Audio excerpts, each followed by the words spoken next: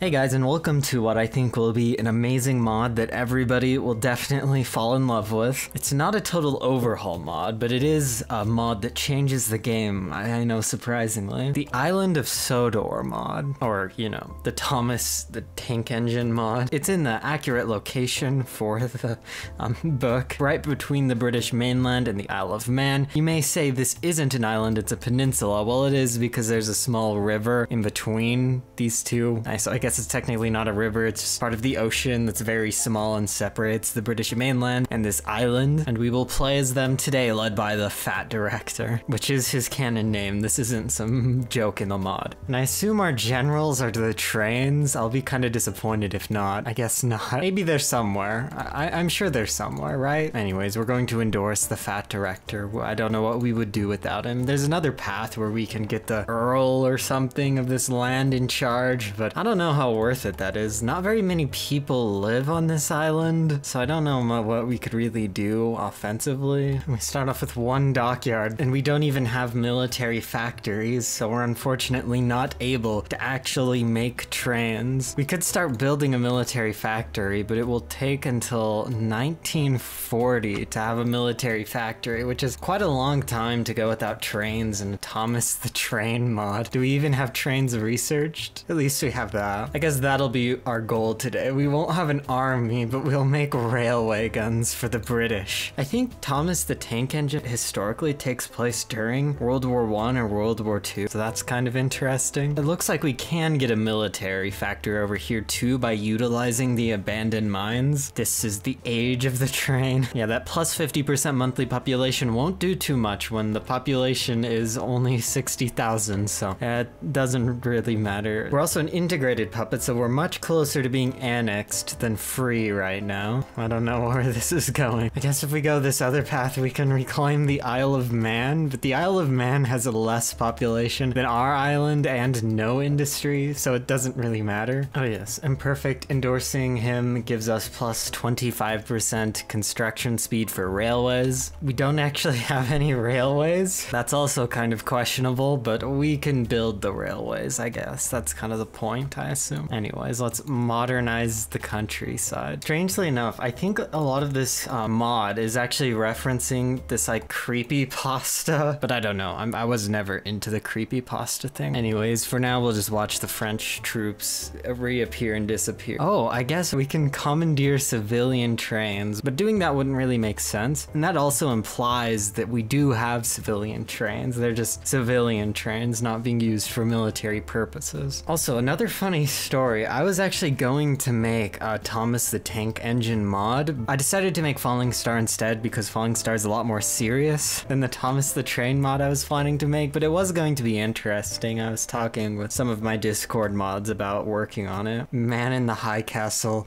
Game of Thrones, Thomas the Tank Engine mod. I kind of regret that we never made it, but also I'm very happy that I didn't put several hundred hours of my life into said project. It is kind of tragic though that now there's no mod where you can play as Thomas the Tank Engine in the Man in the High Castle universe where there's like the Iron Throne in New York City. You have to take over like German North America as Thomas from the new and we're only 89 manpower short of having enough manpower for one division to hire some train conductors. And after No Step Back, you can kind of argue that Hoi4 is a railway management game, but an odd game that's actually secretly a railway management game that I played earlier this year was Factorio. You wouldn't think of Factorio being a railway management game if you haven't played it, but in a lot of ways it is just a railway management game, which is kind of surprising. It's definitely not one at first, but if you play it for 100 hours, you'll know what I'm saying, and it's maybe the most fun railway management game I've ever played. And I shouldn't be researching support equipment too. We're never going to field a division with support equipment. We should just focus on industry. And I should note too that that giant population boost celebrity endorsement only lasts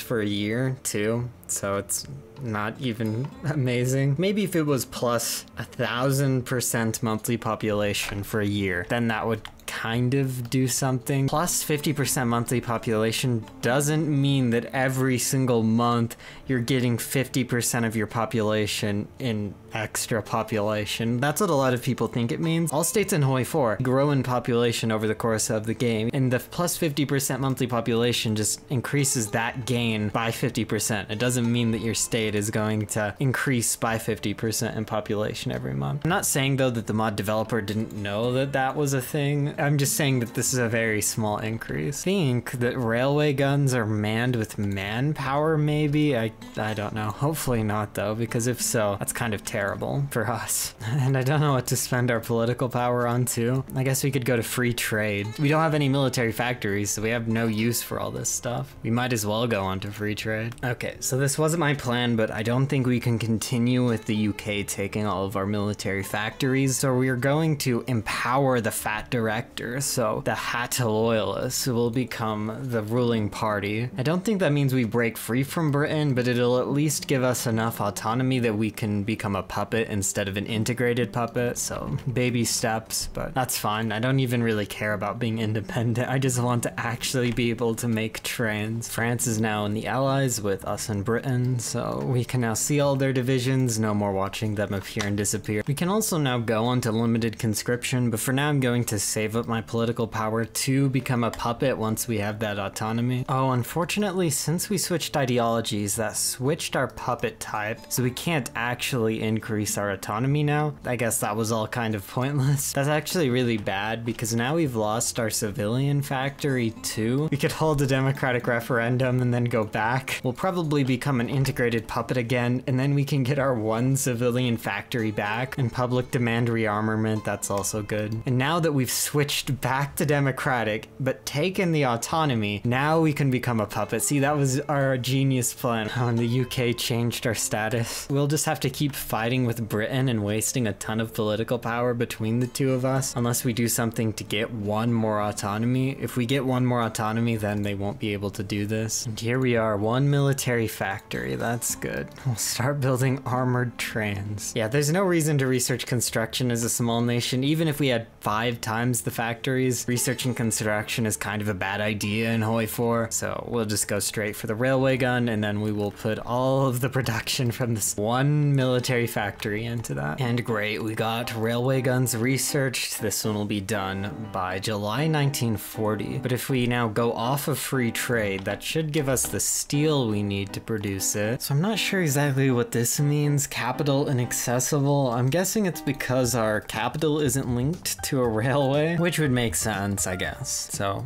I shouldn't be so confused. But you can move railway guns from port to port, so I was kind of assuming I'd just be able to send it from my port to one of Britain's ports, but I don't know. Anyways, France is gone. And that was it. Here we have our first mega train. Yeah, Thomas is all decked out. Let's give this railway gun a name. Also, we get to start the Thomas and Friends TV series. Very nice. We build a railway gun, we start the show. This is perfect. So wait, why is there this red exclamation point next to our gun? It's not like we can assign it to an army. Right click on a commander portrait to assign.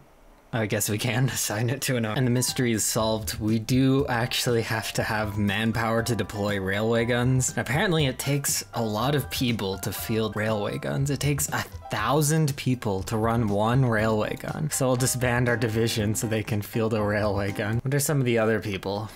I know there was like Henry who got like buried alive in that like cave tunnel. I don't know. Yeah, we'll name this one after James. He was always the most arrogant, stupid train, I think. Yeah, this is great. Our railway gun army. I don't know if the railway gun modifier stacks, so it's not really useful to have all these railway guns in the same place. So we'll make sure to move them to different fronts as needed. We'll just begin researching nuclear technology. Not much else for us to do. So our economy is flourishing. We have 12 factories. We've come a long way. We've also finally started using one of our railway guns to help out in Greece here. We just want to make sure sure that doesn't get captured. We can replace the railway gun, but the manpower, yeah, we're never going to get more people. We're also sending another railway gun to North Africa to help the US push into Tunis. Well, 2 whole railway guns. 2,000 people have been sunk just in transport. That's not very good. We can't keep replacing those indefinitely. I guess we can go an all-adult serve. Yeah, that's probably fine. It's not like we're training any divisions or we are really using that production for anything else. So Mussolini is deposed, but we've lost now 4 railway guns in transport. Yeah, having the railway gun manufacturing company be on an island is not a good idea, because wherever we send it, they always get sunk. We're down to only 1 railway gun. Like, we had one here that we emergency transported out, but then, you know, it just got sunk. And we've finished our nuclear research program, which is very impressive. Yeah, I guess we can do this decision, region-wide industrial integration, and then build the nuclear reactor. Anyways, considering this is AI only at this point, and the allies have pretty much won, I am going to end it here. Let me know if there's any other mods you'd like to see me play, and I'll see you all next time.